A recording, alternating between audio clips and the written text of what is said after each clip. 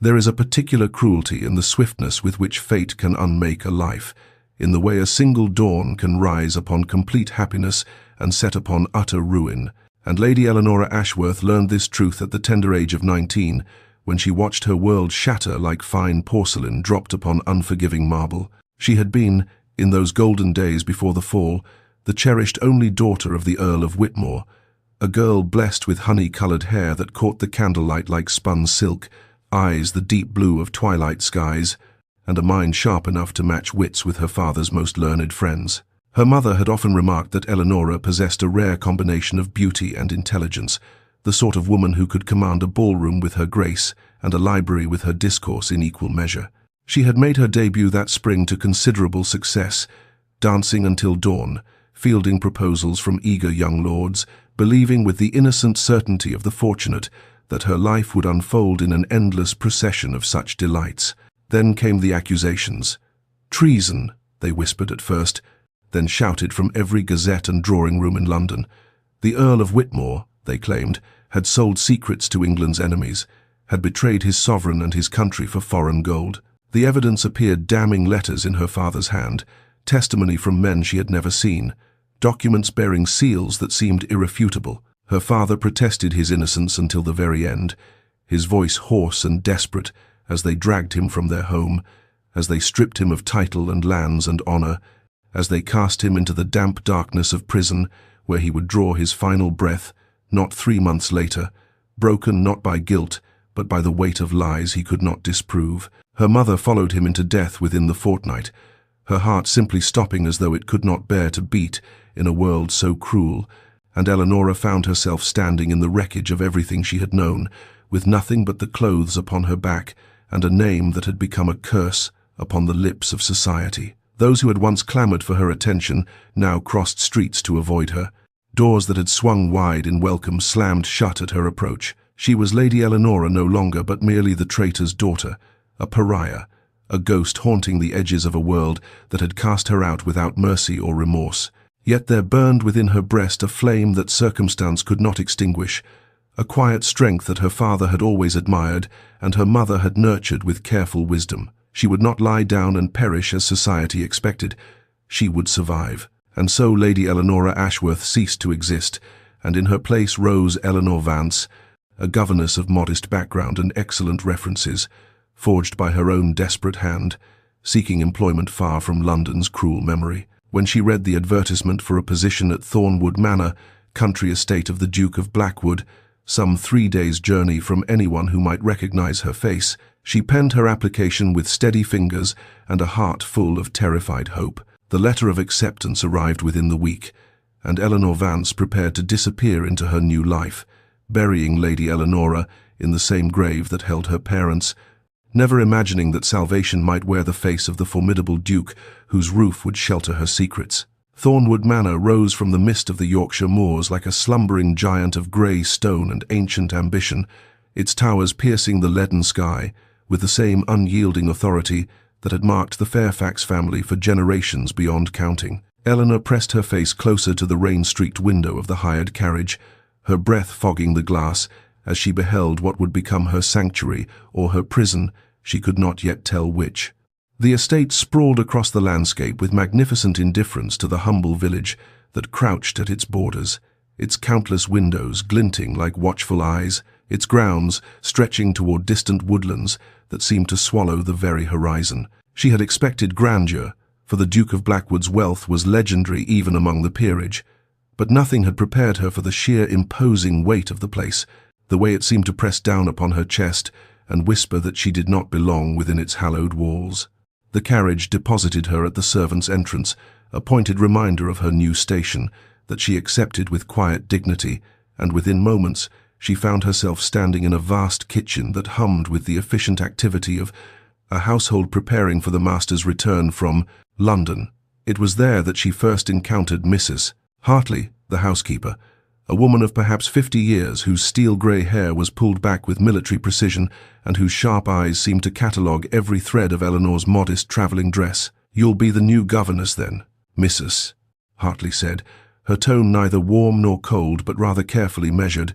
as though she had learned long ago not to invest emotion in those who might not last the month. Eleanor learned much in those first hours, guided through endless corridors and up winding staircases, while Mrs. Hartley dispensed information with the efficiency of a general briefing troops before battle. The Duke, she was told, demanded absolute perfection in all things and suffered neither fools nor excuses. He had raised his orphaned niece since the child was but 4 years old,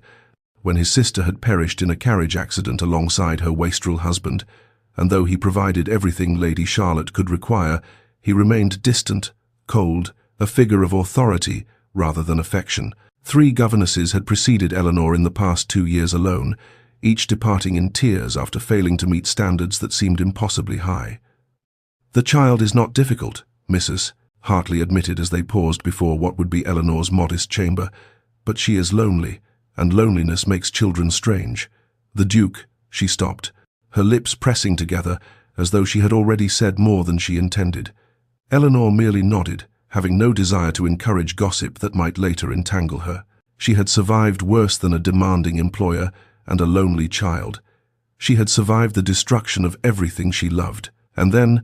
as she stood at her window that evening, watching the last light fade over the gardens below, she saw him. He emerged from the stables astride a midnight black horse, his dark hair windswept,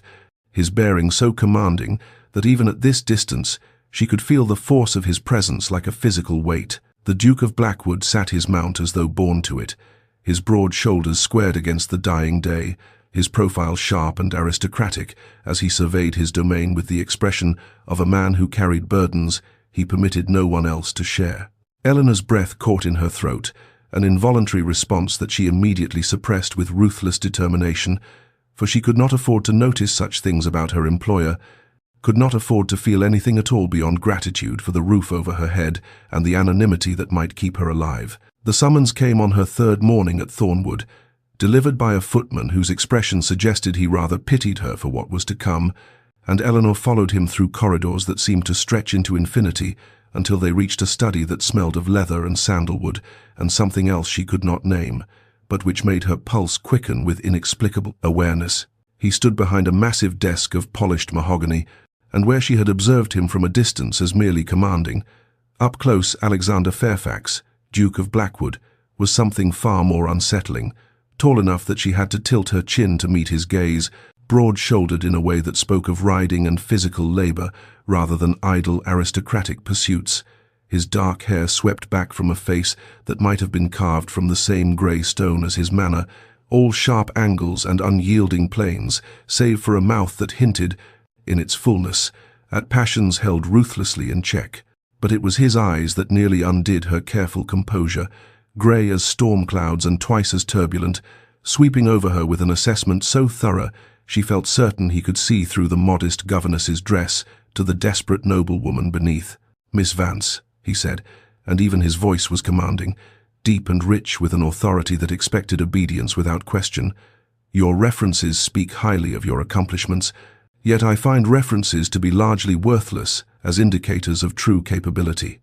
Eleanor kept her hands clasped before her, her spine straight, drawing upon every lesson in deportment her mother had ever instilled, even as her heart hammered against her ribs with the force of a caged bird seeking escape. "I can only assure your Grace that I am committed to Lady Charlotte's education and well-being," she replied, pleased that her voice emerged steady despite the tremor in her soul, "and I would ask only for the opportunity to demonstrate my worth through action rather than paper."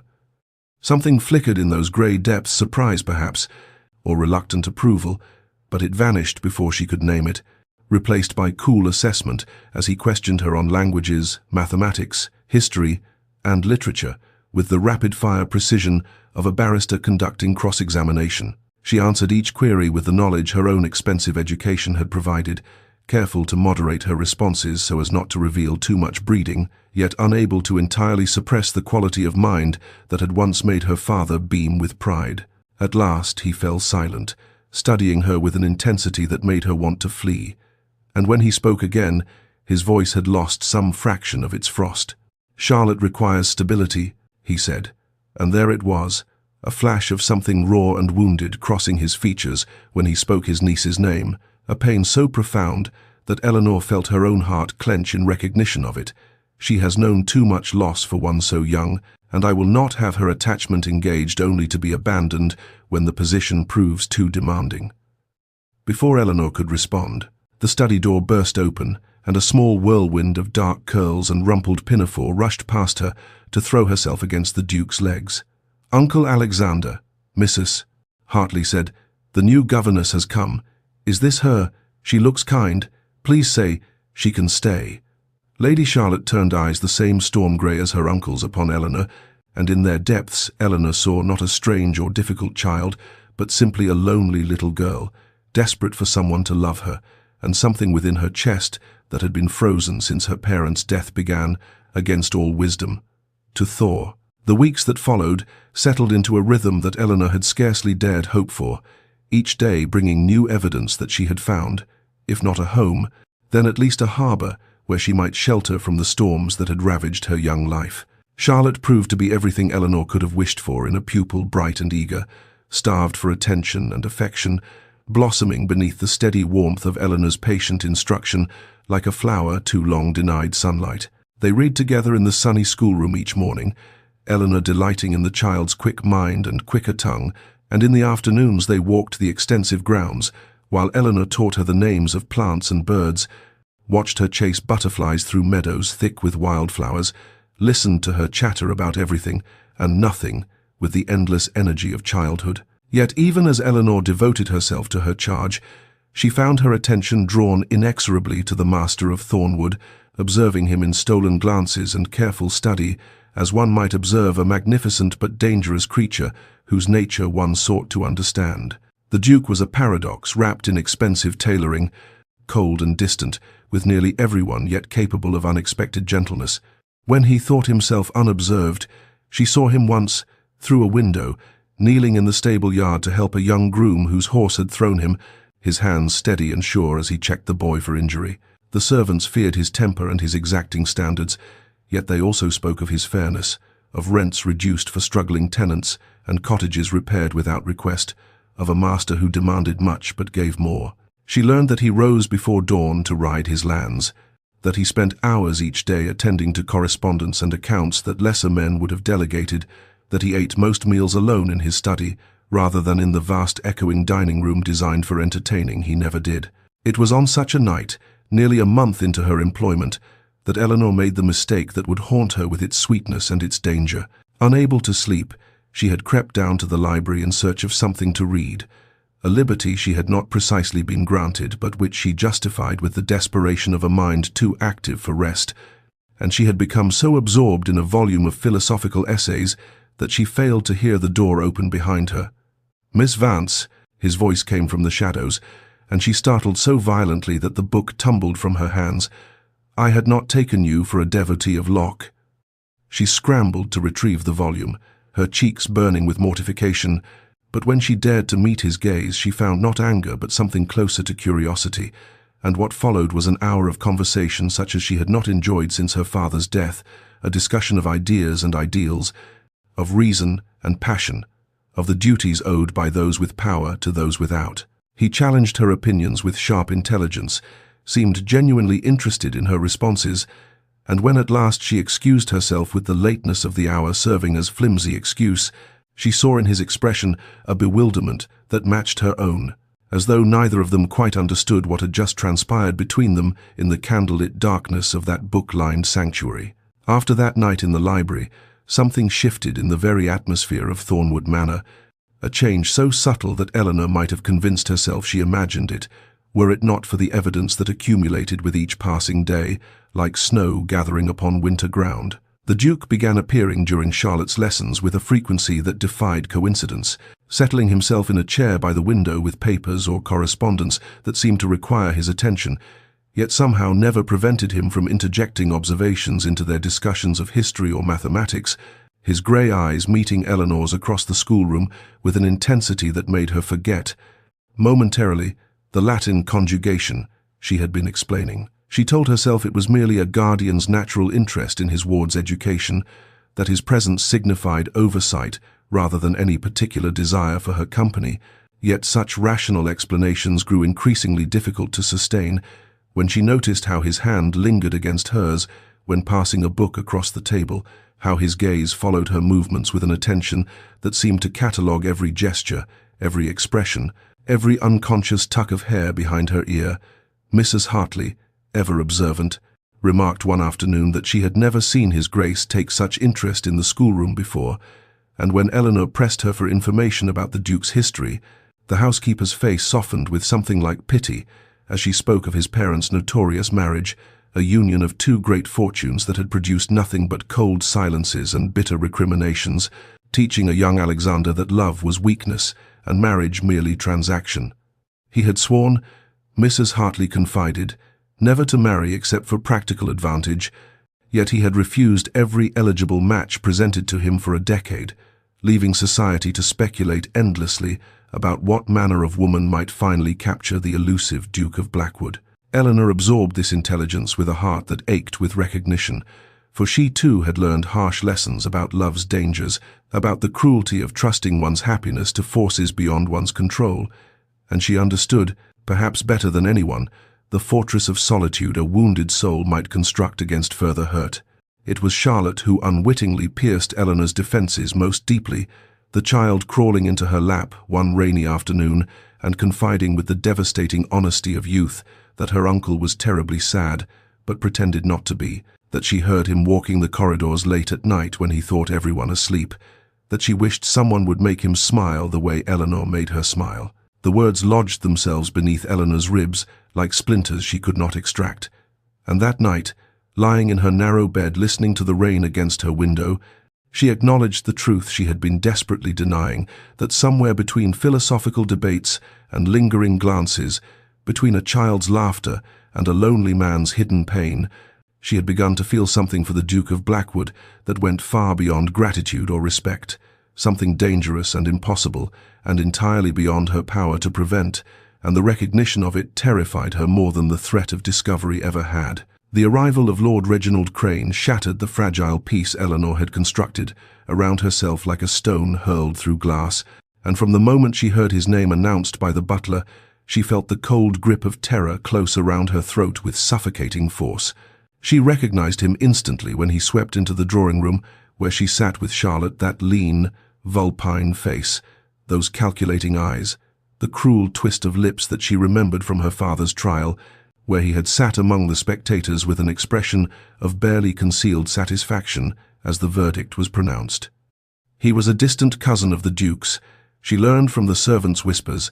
one who appeared periodically to curry favor and assess his prospects, should the unmarried Duke meet some untimely end, and his presence at Thornwood sent Eleanor into a desperate campaign of avoidance, pleading headaches and pressing duties to escape any gathering where he might appear. Yet fate, which had already proven itself her enemy, conspired against her when Charlotte begged her uncle to allow Miss Vance to join them at dinner, and the Duke, with a glance at Eleanor that seemed almost pleased, granted the request before she could formulate an excuse.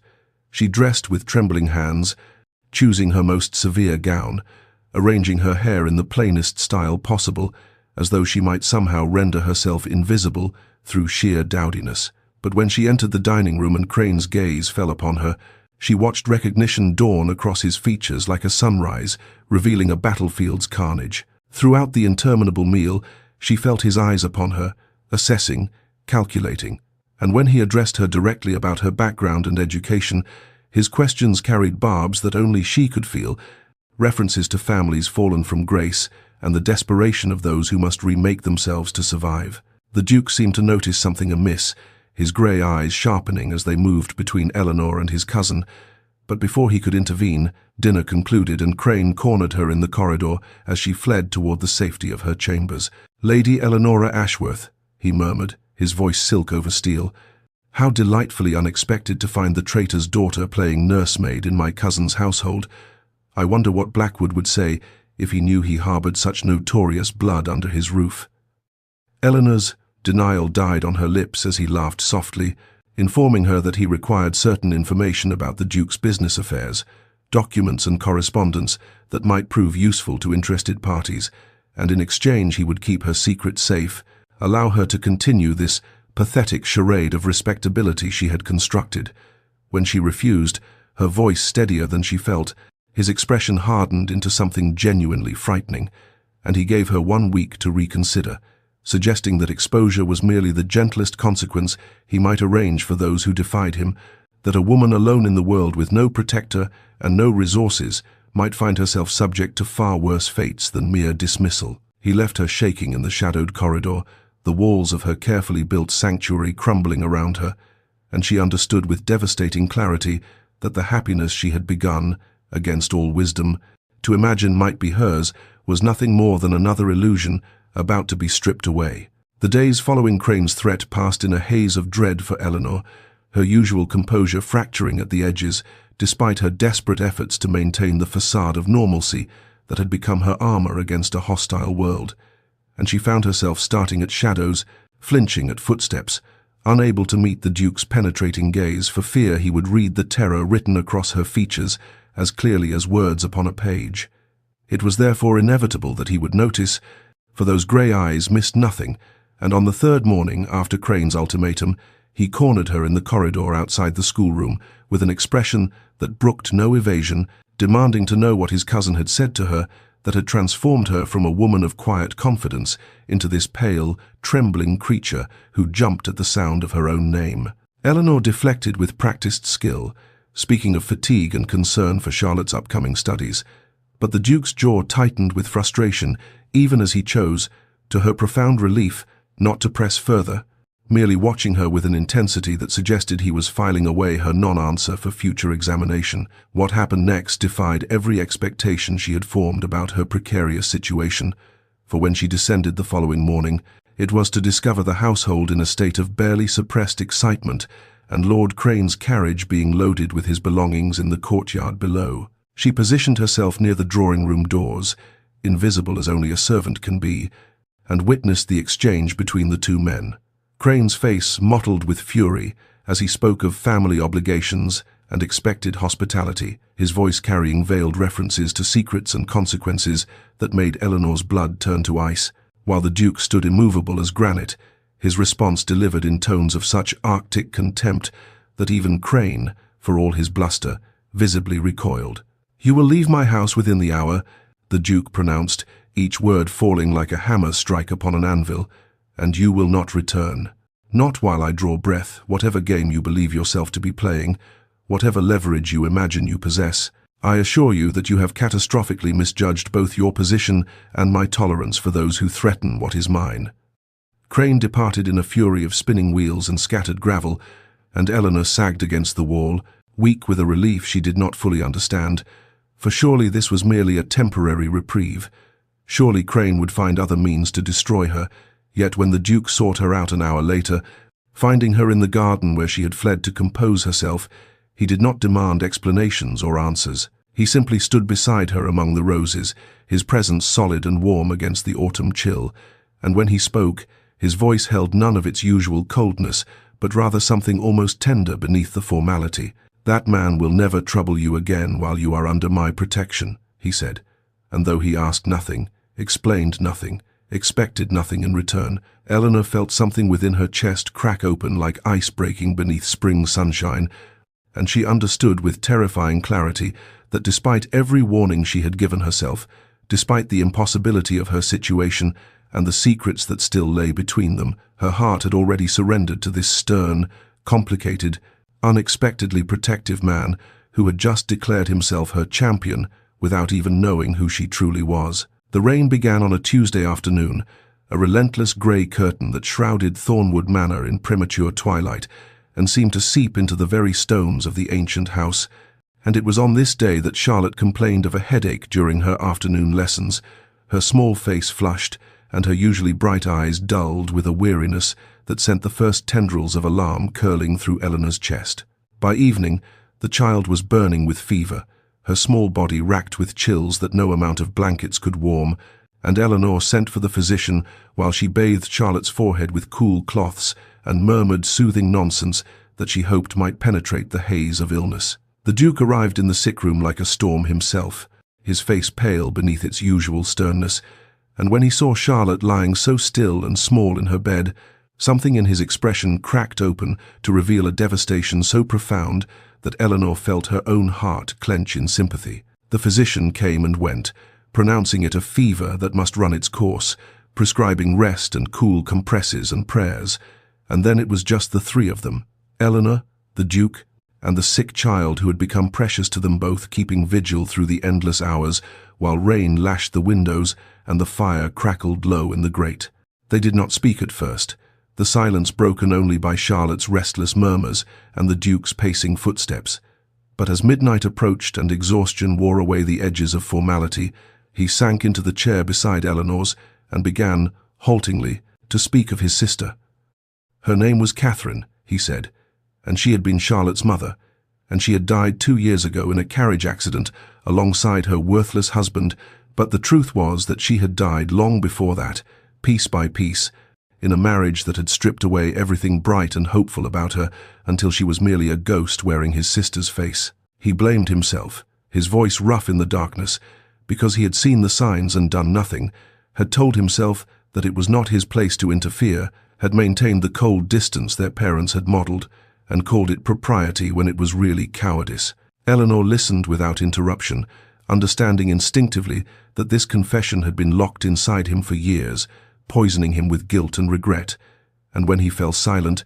his head bowed and his hands clenched upon his knees, she reached out without thinking and laid her fingers over his. He went utterly still at her touch, and when he raised his head, his grey eyes met hers with an expression she had never seen before, raw and vulnerable and searching, and she felt as though he was seeing her truly for the first time, not as a governess or a mystery to be solved, but as a woman, as someone who understood loss and survival, and the weight of secrets carried alone. They remained that way through the darkest hours, hands intertwined, speaking softly of grief and guilt and the fierce protectiveness that Charlotte had awakened in them both.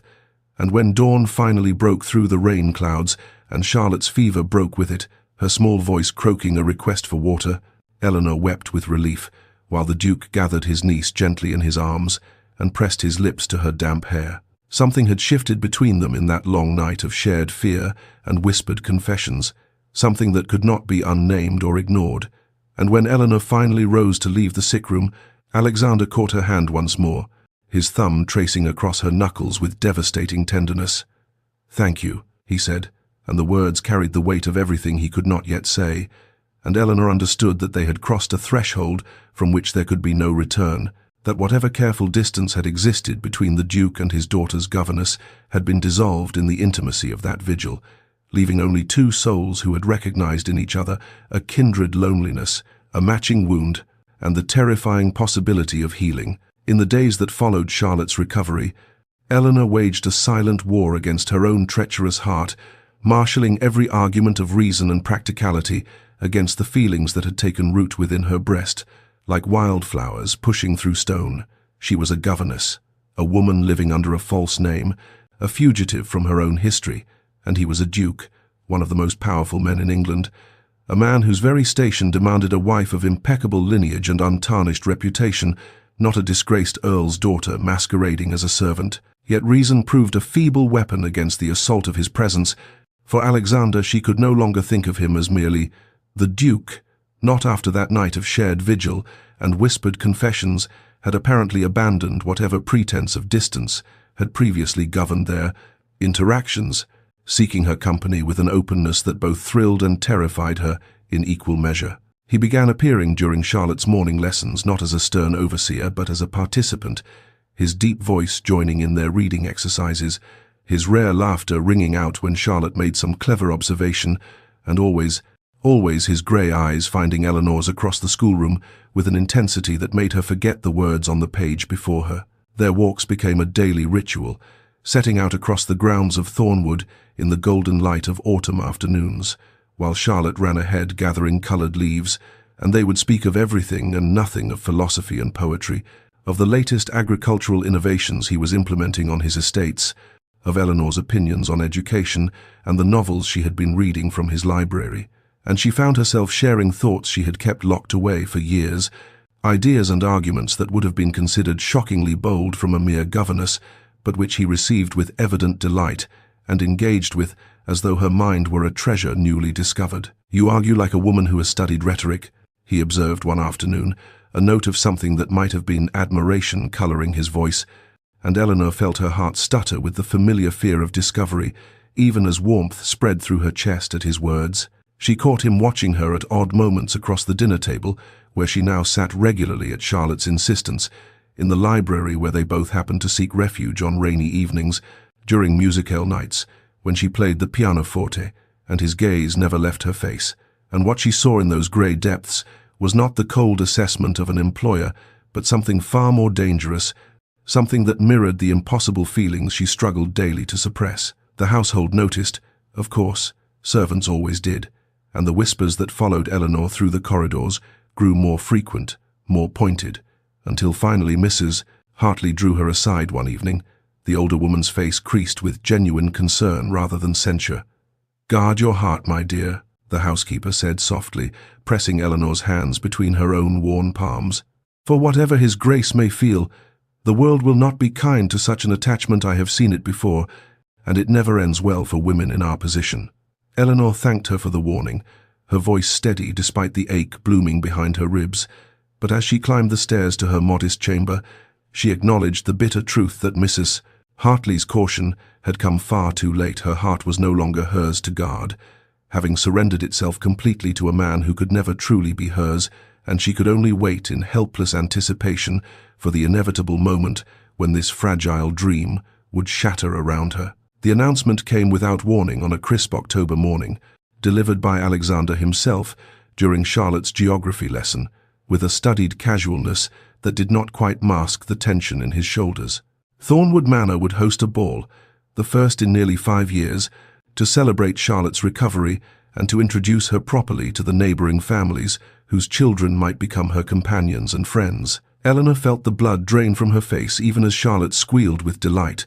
for a ball meant guests, dozens of them, members of the ton who might recognize the face of Lady Eleanora Ashworth beneath the modest cap and careful anonymity of Eleanor Vance, and she opened her mouth to protest, to plead some excuse, but Alexander's grey eyes met hers with an expression that brooked no argument. "You will attend, of course," he said, and it was not a request but a command wrapped in velvet. "Charlotte will need her companion beside her, and I have taken the liberty of ordering a gown appropriate to the occasion. It would displease me greatly if you were to refuse." The gown arrived 3 days before the ball, delivered to Eleanor's modest chamber in a box of such elegant craftsmanship that her hands trembled as she lifted the lid, and what lay within stole her breath entirely. Silk the color of moonlight on water, pale silver blue, that would bring out the depths of her eyes, with delicate embroidery of tiny flowers cascading down the skirt, and a neckline that was modest yet flattering, the work of a master modiste who charged more for a single creation than Eleanor had earned in her entire year of service. She should refuse it, she knew, should insist upon wearing her serviceable grey wool and remaining invisible among the servants. But when she tried on the gown in the privacy of her room and saw the woman reflected in her small mirror, she could not bring herself to return it for just one night. She would allow herself to remember what it felt like to be Lady Eleanora, to move through glittering crowds with her head held high,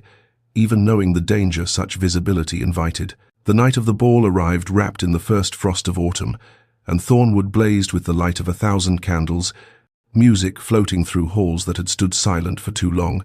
and Eleanor descended the staircase with Charlotte's small hand clasped in hers, acutely aware of the moment when Alexander looked up from his position, greeting guests, and went utterly still, his grey eyes travelling over her with an intensity that sent heat flooding through her veins. They danced. She had not intended to dance, had planned to remain safely at the margins with Charlotte. But he asked, and she could not refuse him, and when his hand settled at her waist and drew her into the first waltz, the rest of the ballroom seemed to dissolve into meaningless colour and sound,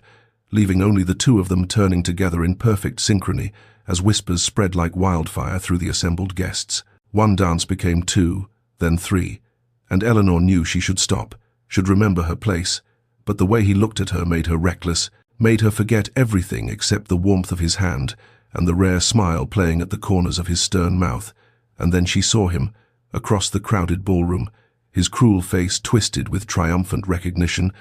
and her blood turned to ice in her veins as Lord Reginald Crane raised his glass to her in mocking salute, and she understood with devastating certainty that her borrowed happiness had just run out of time. The music died as though the musicians themselves had been struck mute, and into that terrible silence came Lord Crane's voice, carrying across the ballroom with the precision of a man who had waited long for this moment of triumph. "Ladies and gentlemen, I believe introductions are in order," he announced, his cruel smile stretching wider as he gestured toward Eleanor with theatrical flourish.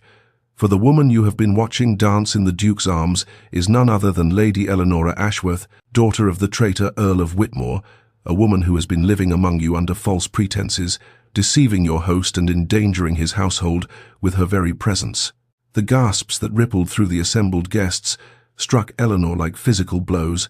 and she felt herself swaying. The beautiful silver-blue gown that had made her feel like a princess now marking her as a target for every scandalized eye in the room.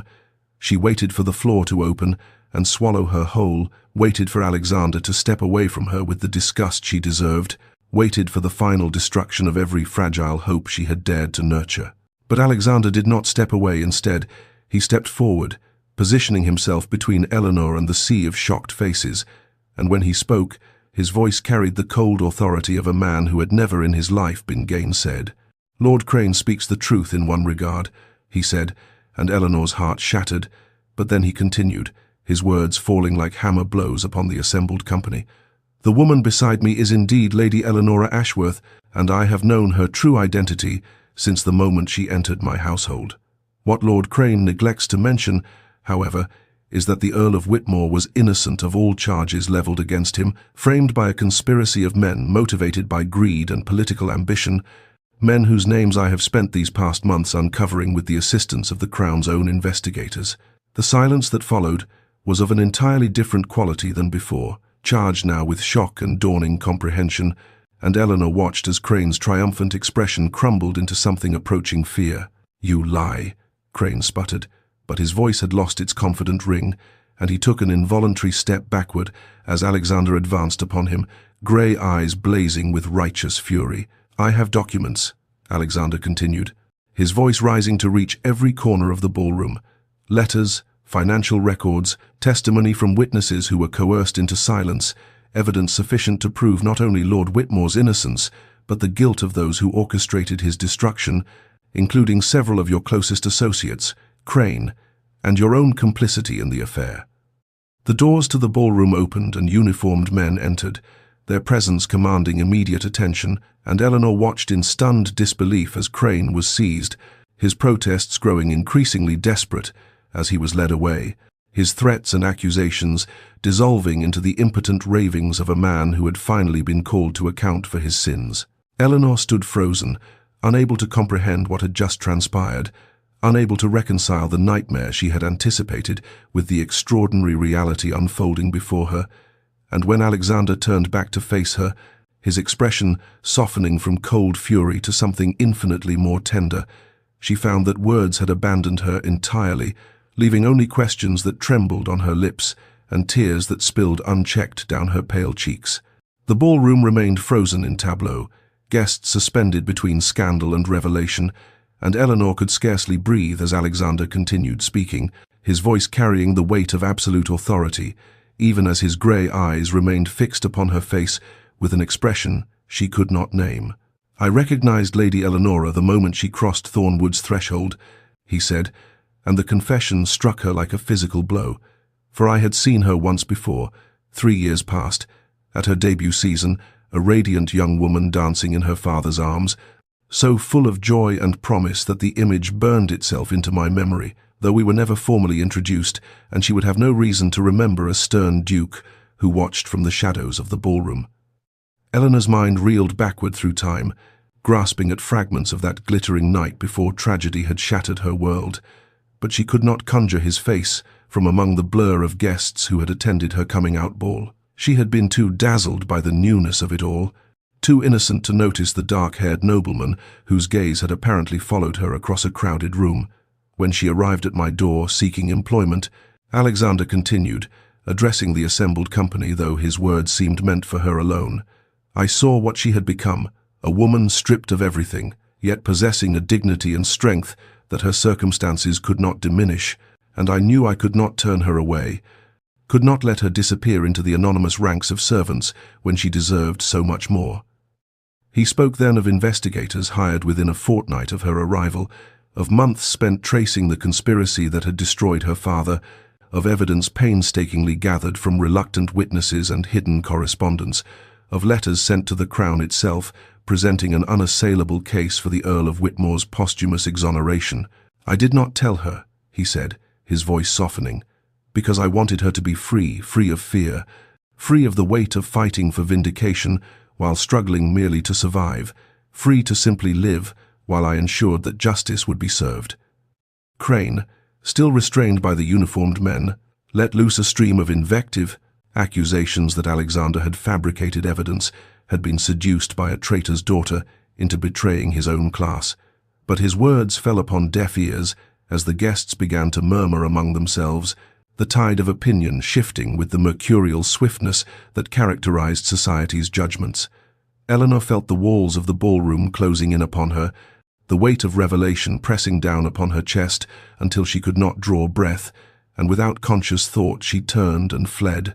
pushing through the crowd that parted before her like waves before a ship's prow, desperate for air and solitude and space to comprehend the magnitude of what Alexander had done for her. The garden received her into its cool darkness, frost-touched roses gleaming silver in the moonlight, and she stumbled along the gravel path until her trembling legs would carry her no further, sinking onto a stone bench as sobs tore from her throat, and even as she wept, she heard his footsteps behind her, steady and sure, following her into the night, as he had apparently followed the thread of her tragedy for months, determined to weave it into something new. Why? The word tore from Eleanor's throat as she rose from the stone bench, turning to face him with eyes that blazed through her tears, and she found that the overwhelming gratitude, warring with confusion, had transformed into something fiercer, a desperate need to understand that overrode every lesson in decorum she had ever learned. Why would you do any of this for me? A woman who came into your household under false pretenses, who lied to you from the moment we met, who could have brought scandal crashing down upon everything you have built. Alexander stood before her in the moonlight, and for the first time since she had known him, he appeared uncertain, the commanding duke who had just faced down a ballroom full of society's elite, now struggling to find words as though they were foreign objects he had never learned to wield. I could have dismissed you, he said slowly, his voice rough in a way she had never heard. When I realized who you were, that would have been the prudent course, the safe course, the course that any sensible man would have taken to protect himself and his household from association with scandal. He stepped closer, close enough that she could see the rapid pulse at his throat, could smell the familiar scent of sandalwood and something uniquely him that had haunted her dreams for months. But I found that I could not, he continued, and the confession seemed to cost him something, each word drawn forth with visible effort, could not bear the thought of you disappearing into the world alone, unprotected, carrying the weight of your father's false disgrace, while the true villains walked free. And I told myself it was justice I sought, merely justice for an innocent man's memory, nothing more. Eleanor watched as he struggled, this powerful man who commanded rooms with a glance, who made lesser men tremble with a word, and she saw the walls he had built around himself cracking, crumbling, falling away to reveal the vulnerable heart beneath. I am not skilled at this, he said, and there was something almost like desperation in his grey eyes now. Speaking of feelings, at giving voice to the things that move within me, my parents' marriage taught me that love was weakness, that attachment brought only pain, and I armored myself against it so thoroughly that I believed myself impervious. He reached out as though to touch her face, then let his hand fall, as though uncertain of his welcome after all the secrets he had kept. But you, he breathed, you undid every defense I had constructed, not through design or artifice, but simply by being who you are, your courage in the face of tragedy, your kindness to a lonely child, your brilliant mind that challenged me, your dignity that never wavered no matter how reduced your circumstances. His voice broke on the final words, and Eleanor felt her own heart breaking open in response, all her careful guards swept away by the raw honesty in his confession. I love you, he said, and the words hung in the frost-touched air like sacred things. Not Lady Eleanora, not Eleanor the governess, but simply you, the woman who reads philosophy in my library at midnight, who makes my niece laugh, who debates me over breakfast, and never lets me win simply because of my title, and I ask nothing of you in return, but your forgiveness for keeping my knowledge secret, for letting you believe yourself alone when I was fighting for you all along." Eleanor stood trembling in the moonlit garden, his confession echoing through her mind like the pealing of distant bells, and she knew that the moment had come to lay down the last of her defenses, to speak the truth that had burned within her breast for months, though she had believed it must remain forever unspoken. "I have loved you," she whispered, and the words emerged broken, halting, torn from some deep place within her that had long ago learned to expect nothing, to hope for nothing, to protect itself behind walls of practicality and resignation, against every dictate of wisdom, against all reason, against the certain knowledge that a governess could never aspire to a duke's heart. "I have loved you since the night we sat together in the library, and you spoke to me as though my thoughts mattered, since the morning Charlotte's fever broke, and I saw the tenderness you hide beneath your stern exterior, since 1,000 small moments that accumulated into something so vast I could not contain it." Her voice cracked on the final words, and she found that tears were streaming down her cheeks, washing away the last vestiges of the composed mask she had worn for 3 long years, leaving only the woman beneath wounded, wanting, desperately hoping that this was real and not some fever dream from which she would wake to find herself alone once more. Alexander closed the distance between them in a single stride, his hands capturing hers with a grip that trembled slightly, this powerful man who commanded armies of servants and vast estates, now shaking like a boy at her simple confession, and when he spoke his voice was rough with an emotion that matched her own. "Then be my wife," he said, and the words were not a command from a duke to a subordinate, but a plea from a man to the woman he loved.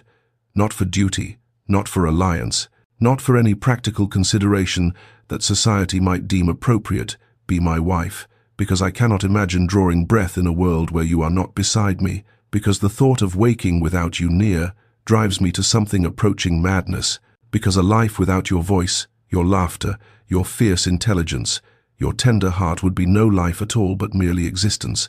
and I have existed long enough." Eleanor could not speak, could not find words adequate to the enormity of the moment, but she found she did not need them, as she whispered, "Yes," a single syllable that carried the weight of all her hopes and dreams and desperate longings, and then his mouth was upon hers, and thought dissolved into pure sensation. He kissed her tenderly at first, reverently, as though she was something precious and breakable, but she was not breakable. She had survived the destruction of her entire world and emerged unbroken, and she pulled him closer, her fingers tangling in his dark hair, and the kiss transformed into something fierce and hungry, years of loneliness pouring forth from both of them, 2 souls who had wandered in darkness, finally finding their way home to each other. Above them the stars wheeled in their eternal dance, indifferent to the affairs of mortals. Yet Eleanor could have sworn they shone brighter in that moment, bearing witness as 2 broken people discovered that their jagged edges fit together perfectly, that the wounds they carried could become the very places where healing began. The wedding was a quiet affair, intimate by design rather than necessity, for half of London society would have clamoured for invitations had they been offered, but Alexander had looked at her with those grey eyes that now held warmth instead of frost, and asked what she wanted, and she had wanted only him, only the truth of their union, without the spectacle of society's observation. And so they were married in the small chapel at Thornwood, with Charlotte as flower girl, and Missus, Hartley weeping happy tears, and the autumn sunlight streaming through ancient stained glass, to paint them both in colours of gold and rose. That evening, as the last of the modest celebration faded and the household retired to give the newlyweds privacy, Eleanor found herself standing in the Duchess's chambers, her chambers now trembling with a combination of anticipation and nervousness that she could not quite suppress. For, despite everything they had shared, despite the confessions and the kisses that had grown increasingly urgent in the days since his proposal, this was uncharted territory, a realm of intimacy she had never imagined she would enter with a man she loved so completely. The door opened behind her, and she turned to find Alexander. Her husband, how strange and wonderful those words felt, watching her with an expression that stole her breath, tenderness and desire, mingled together in a way that made her feel simultaneously cherished and wanted, Two sensations she had long ago stopped believing she would ever experience. He crossed to her slowly, giving her time to retreat if she wished, but retreat was the furthest thing from her mind, as he reached up to cup her face in hands that had wielded power over vast estates, yet now trembled slightly against her skin. "I have imagined this," he murmured, his voice rough, "more times than I should confess, dreamed of you in my arms, in my bed, and yet the reality of you here exceeds every fantasy. You are so beautiful, Eleanor, so impossibly beautiful, and I find myself terrified that I will wake to discover this was merely another dream from which morning would steal you away." She answered him not with words but with action, rising on her toes to press her lips to his, and the kiss ignited something that had been building between them for months, a conflagration of longing too long denied. And when he lifted her in his arms and carried her to the bed, she went willingly, joyfully, surrendering to the passion she had fought against for so long. He was tender and reverent as he undressed her, pressing kisses to each inch of skin revealed, as though memorizing her with his lips, and she discovered that the stern, cold duke she had first met had hidden depths of gentleness that undid her completely, that his touch could be simultaneously worshipful and consuming, that he could make her feel precious beyond measure, even as he drove her to heights of pleasure she had never known existed. Afterward, wrapped in his arms with her head upon his chest and his heartbeat steady beneath her ear, she wept not from sorrow but from a joy so overwhelming her body could not contain it, and he held her through the storm of emotion, stroking her hair, pressing kisses to her crown, whispering promises of forever against her skin. "I love you," she breathed when she could speak again, and the words felt inadequate to encompass the enormity of what she felt, but he smiled against her hair and pulled her closer, and she knew that he understood, that words would never be sufficient between them, because their love had been built on actions, on choices, on the thousand small moments that had led them inexorably to this perfect union. And she finally allowed herself to believe that she was worthy of happiness, that this love was real and lasting, that she had found her home, not in a place but in a person, and that home would shelter her for the rest of her days. The letter from the Crown arrived on a grey morning 3 weeks after their wedding, its seal bearing the weight of kingdoms and the power to reshape lives, and Eleanor's hands trembled as Alexander read aloud the words that restored everything she had lost. Her father's name cleared of all charges, his honour restored posthumously, the title of Earl of Whitmore acknowledged as rightfully belonging to her family line, and a portion of the seized estates returned to her possession as the sole surviving heir. She wept then,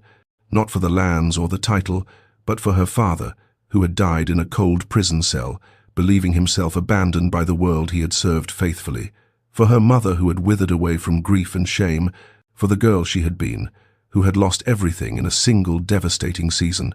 and Alexander held her through the storm of emotion as he had held her through so many storms, his steady presence an anchor in the tempest of feeling that threatened to overwhelm her. The ton, that fickle arbiter of worth and reputation, turned with dizzying speed from censure to adoration, and their first public appearance as the Duke and Duchess of Blackwood became a spectacle of society's eagerness to align itself with vindicated virtue and ducal power. Ladies who had once cut Eleanor dead now pressed forward with simpering compliments. Gentlemen who had whispered of traitor's blood now praised her grace and beauty, and she navigated the treacherous waters of their hypocrisy with a composure that made Alexander's grey eyes glow with fierce pride, his hand never leaving the small of her back, his presence a silent declaration that she was his and he would suffer no slight against her. It was in the midst of this glittering assembly that Eleanor encountered Lady Crane, the woman who had married Lord Reginald for his fortune and found herself shackled to a man now disgraced, stripped of position, facing exile if not imprisonment for his role in the conspiracy against her father. Lady Crane's face was thin and bitter, her eyes hollow with the particular misery of one who had traded her soul for security and discovered too late that she had purchased only gilded suffering, and as their gazes met across the crowded ballroom, Eleanor felt no satisfaction, no triumph, only a profound pity for a woman who had never known what it meant to be loved, as she was loved completely, fiercely, unconditionally. "You are more gracious than she deserves," Alexander murmured against her ear as they watched Lady Crane retreat into the shadows, and Eleanor turned to look up at her husband, this man who had moved heaven and earth to restore her honour, who had seen through her disguise to the truth beneath and loved her not despite her brokenness but perhaps in part because of it. "I have everything," she replied softly, her fingers intertwining with his, "and she has nothing that matters. How could I feel anything but compassion for such poverty of spirit?" He raised her hand to his lips, pressing a kiss to her knuckles that promised later tenderness, and she knew that this was her true vindication, not the restoration of title or lands, not the fawning attention of society, but this moment, this man, this love that had grown from the ashes of her former life into something more beautiful than anything she had lost. The months that followed, their vindication flowed like honey, golden and sweet, each day bringing new evidence that Eleanor's life had transformed beyond anything her desperate younger self could have imagined as she fled London with nothing but a borrowed name and a broken heart. Thornwood Manor, which had once struck her as beautiful but cold, a monument to grandeur without warmth, became under her careful attention a home in the truest sense. She filled its echoing halls with flowers from the gardens she had begun to cultivate, with the sound of Charlotte's laughter ringing through corridors that had known too much silence, with the warmth of fires that burned not merely for heat, but for the comfort of gathering together in the evenings when Alexander would read aloud while she embroidered and Charlotte practiced her sketching. The servants, who had once moved through the house with the wary efficiency of those who feared displeasure, now smiled freely, and Mrs. Hartley confided one afternoon over tea that she had never seen the household so happy, that the Duke was a changed man, that love had accomplished what duty never could. Charlotte flourished most remarkably of all. The lonely, grieving child Eleanor had first met, transformed into a bright and confident girl who called her Aunt Eleanor with obvious delight, and who no longer flinched at sudden sounds or retreated into silence when strangers visited, her security in being loved, having healed wounds that Eleanor understood intimately, for she too had learned that the right love could mend what seemed irreparably broken. Eleanor threw herself into purposes beyond the domestic sphere as well, establishing a small school for the tenant children where she taught reading and writing and basic arithmetic, finding profound satisfaction in opening doors of possibility for those whom society had deemed unworthy of education, and Alexander supported every endeavor with resources and genuine interest, often visiting the school himself to the children's initial terror and eventual adoration. Their evenings became a cherished ritual debates over breakfast about political philosophy, discussions of literature that sometimes grew heated enough to require resolution in more pleasant ways, long walks through the estate, where Alexander showed her every corner of the lands he had always loved, but never before had anyone with whom to share them, and nights of passion that only deepened as they learned each other's bodies and hearts with increasing intimacy. It was on such a night, the spring air fragrant through their open window, that Eleanor first suspected what the physician would later confirm, and when she told Alexander that she carried his child, he wept. The stern, cold Duke of Blackwood, the manservants had once feared to approach, the man who had sworn never to marry for anything but practical alliance, stood before her with tears streaming unashamedly down his face, his hands trembling as they cradled her still flat stomach, his voice breaking as he told her that she had given him everything, everything he had never dared to want, and she held him as he held her. Two souls who had found in each other the home they had each believed forever lost. 3 years had passed since the night Eleanor had told Alexander of the child growing within her. 3 years that had transformed Thornwood Manor from a place of quiet grandeur into a home alive with the sounds she had once believed. She would never hear the patter of small feet racing down corridors, the shrieking laughter of children at play, the particular music of a family thriving in the fullness of love. On this particular afternoon, golden with the warmth of late summer, Eleanor sat upon a blanket spread across the manicured lawn, her infant daughter Margaret cradled against her breast, the baby's tiny fingers wrapped around one of her own as she nursed contentedly, and Eleanor watched with a heart so full it seemed impossible it could contain such joy as Alexander chased their 2-year-old son William across the grass. The boy ran with the unsteady determination of toddlers everywhere, his dark hair so like his father's catching the sunlight, his grey eyes also his father's gift, bright with delight as he shrieked and dodged, and Alexander pursued with an exaggerated slowness that fooled no one, his face transformed by a grin that those who had known the cold Duke of Blackwood 3 years prior would scarcely have recognized. Charlotte, now 11 and growing into a remarkable young woman, sat beneath the sprawling apple tree at the garden's edge, with a book in her lap, though her eyes lifted frequently from the pages to watch her uncle and cousin with an expression of contented amusement, her own journey from lonely, grieving child to secure and happy girl, a testament to the healing power of being truly loved. Eleanor found herself doing what she often did in quiet moments such as these, tracing the improbable path that had led her here, from the daughter of an earl to a fugitive with nothing, from a governess hiding in plain sight to the Duchess of Blackwood, wife to a man who loved her with a devotion that still stole her breath, mother to children she had never dared dream of having. She thought of the girl she had been at 19, standing in the ashes of her life with nothing but a borrowed name and a determination to survive, and she marveled that that desperate young woman could never have imagined this abundance of love, this wealth of purpose, this bone-deep contentment that suffused her days. Alexander caught William at last, swinging the squealing boy up into his arms and settling him on his shoulders, and as he turned to walk back toward Eleanor, their eyes met across the sun-drenched garden, and the smile he gave her was the same smile he had given her on their wedding night in the moonlit garden when he had first confessed his love, in 1,000 moments between a smile that said without words that she was his heart, his home, his everything. William babbled happily from his perch, one small hand tangled in his father's hair, and Margaret stirred and sighed against Eleanor's breast, and Charlotte called out something teasing about her uncle finally catching his prey,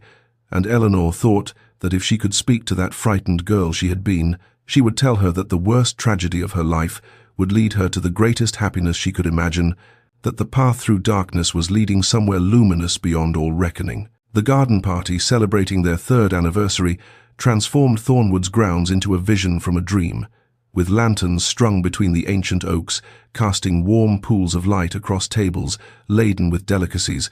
with flowers from Eleanor's own gardens arranged in cascading abundance, with music floating from the quartet stationed near the Rose Arbor, where she and Alexander had exchanged their vows in a private ceremony 3 years before. The guests who filled the grounds represented the life they had built together, neighbors who had become genuine friends, tenants who had prospered under Alexander's fair management and Eleanor's educational initiatives, members of society who had proven their loyalty through constancy rather than convenience,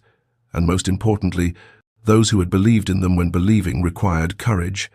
Mrs. Hartley presided over the staff with proud efficiency, occasionally dabbing at her eyes when she thought no one was looking, and Charlotte moved through the gathering with the poise of a young lady, helping to entertain the younger guests while keeping a watchful eye on William, who had discovered that the hedgerows made excellent hiding places. Eleanor stood beside her husband as the evening deepened, Margaret drowsy in her arms, and when Alexander called for the attention of their guests, his voice carrying across the hushed gathering with the commanding resonance she had once found so intimidating, she felt her heart quicken as it had quickened that first day in his study, when his grey eyes had seemed to see straight through her disguise to the truth beneath. He spoke of anniversaries, of the passage of time, of the conventional wisdom that marriages settled into comfortable routine, and then his voice grew rougher, less practiced, as he departed from convention entirely and spoke of her, of the woman who had arrived at Thornwood with nothing but a borrowed name and a dignity that circumstances could not diminish, of the governess who had taught his ward to smile again, and taught him, though he had not known he needed teaching, that love was not the weakness his parents' bitter union had led him to believe, but rather the greatest strength a heart could possess. He thanked her for their children, for the laughter that filled halls once silent, for the warmth that had transformed a house into a home, for every debate and every kiss, and every moment of a life richer than he had dared to imagine when he had spent his years building walls against precisely the vulnerability that now constituted his greatest joy. The guests had grown very quiet, many of the ladies reaching for handkerchiefs, and Eleanor found that her own eyes had blurred with tears as she looked at this man who had once seemed carved from ice and now stood before their gathered friends with his heart laid bare. This man who had believed her innocent when the world condemned her, who had fought for her vindication while asking nothing in return, who loved her with a devotion that revealed itself not in grand gestures, but in the steady accumulation of 1,000 small moments across 1,000 ordinary days. She rose on her toes to kiss him then, propriety forgotten, Margaret stirring between them and Alexander's arms coming around them both, and the guests erupted in cheers that scattered birds from the nearby trees. And later that night, when the lanterns had been extinguished and the guests had departed and the children slept in their nursery under the watchful eye of the nurse, they lay together in the darkness of their chamber and spoke of the future that stretched before them, more children perhaps, certainly more years, the prospect of growing old together in this house that had become so thoroughly their own, of watching William and Margaret and any siblings who might follow grow into the people they were meant to be, of loving each other through whatever seasons awaited, their bond deepening with each passing year, as roots grow deeper the longer a tree stands. And so we come to the end of this tale, though in truth it is not an ending at all but rather a continuation. For Eleanor and Alexander's story flows onward still, written in the laughter of their children and the quiet moments they share when the house has fallen silent, and they sit together before the fire, her head upon his shoulder, his hand tracing absent patterns on her arm, the comfortable intimacy of a love that has only deepened with the passage of years. If Eleanor could speak to that frightened girl, she had been the one who stood in the ruins of her life at 19, with nothing but a borrowed name and a desperate determination to survive. She would tell her that the path through darkness, though it seemed endless then, was leading somewhere she could not yet imagine, that every step taken in despair was carrying her toward a joy beyond anything she had dared to dream. She would tell her that love finds us when we least expect it, often wearing a face we do not immediately recognize, stern where we might have wished for smiling, silent where we might have craved sweet words, and that actions speak the truth of the heart more eloquently than any poetry ever could. She would tell her that the cruelest chapters of our stories need not define their endings, that we are not the worst things that happen to us, but rather the way we carry ourselves through them with dignity and grace, and the quiet courage to keep hoping even when hope seems foolish. She would tell her to hold on, to trust, to believe with a faith that defies all evidence that happiness was coming for her, was even then making its way toward her through circumstances too intricate to comprehend, and that one day she would look back on her darkest moments and see them not as endings, but as the unlikely beginnings of everything beautiful her life would become. This story has been, in its way, a love letter to the belief that even the most wounded hearts can heal, that even the coldest exteriors can shelter the warmest souls, that marriages built on mutual respect and genuine affection can transform two incomplete people into something whole and radiant together. Thank you, dear listener, for walking this path alongside Eleanor and Alexander, for believing in their love even when they themselves struggled to believe, for investing your heart in their journey toward one another. It is my deepest hope that their story has kindled something within you, a renewed faith in love's possibility, a reminder that your own happiness may be nearer than you know, waiting just beyond the next chapter of your life to surprise you with its sweetness. May you find, or may you already have found, your own great love, the one who sees you truly, who stands beside you against all adversity, who proves their devotion not in grand declarations, but in the steady, sustaining choices of every ordinary day. May your own story, whatever shadows it has passed through, lead you toward light and laughter, and a love that grows ever deeper with the passing of years. And may you always remember that the darkest nights give way to dawn, that hope is never foolish, and that somewhere, somehow, your own happily ever after awaits.